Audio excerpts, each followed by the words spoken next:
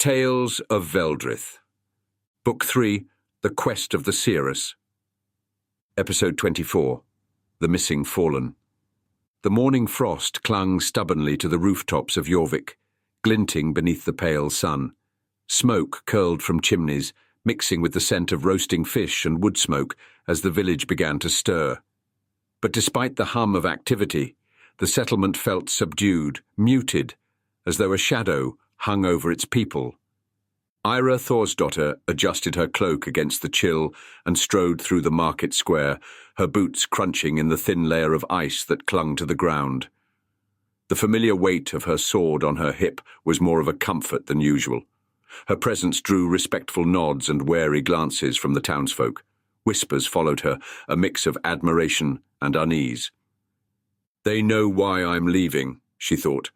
Her reputation as a warrior who had stood alongside Vestinus, who had fought to save Jorvik from the shadow of the heralds of Arawn, preceded her. But Vestinus's disappearance after the battle had left a wound in the village and in Eira that had yet to heal. She stopped at the edge of the lake, the icy surface reflecting the cold, clear sky. For months, she had waited, hoped, but no word had come.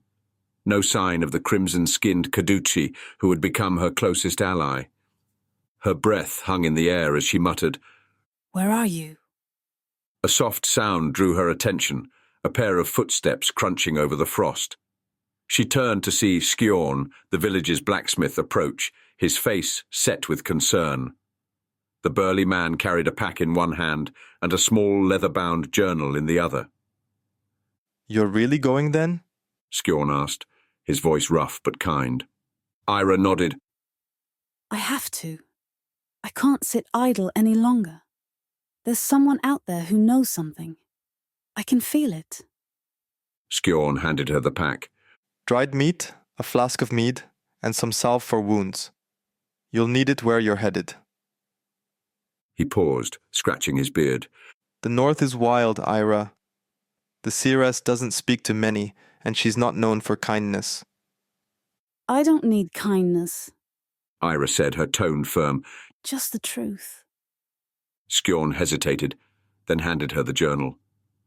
"Take this too. It was my grandfather's. He traveled that way once, charted the paths. If anyone can find her, it's you." Eira accepted the journal with a nod of gratitude. "Thank you, Skjorn." The blacksmith stepped back, his brows furrowed. "You're chasing a ghost, you know." Eira gave a faint smile. "I'm chasing a friend." The path out of Jorvik was hard-packed and familiar, but as the morning wore on, the trees closed in and the land began to shift. The forest north of the village was older than time itself, the trees towering like ancient sentinels. Frost clung to their branches, and the faint hum of the ley lines beneath the ground grew stronger the farther she went. Eira felt the energy prickling at her skin, distant but alive.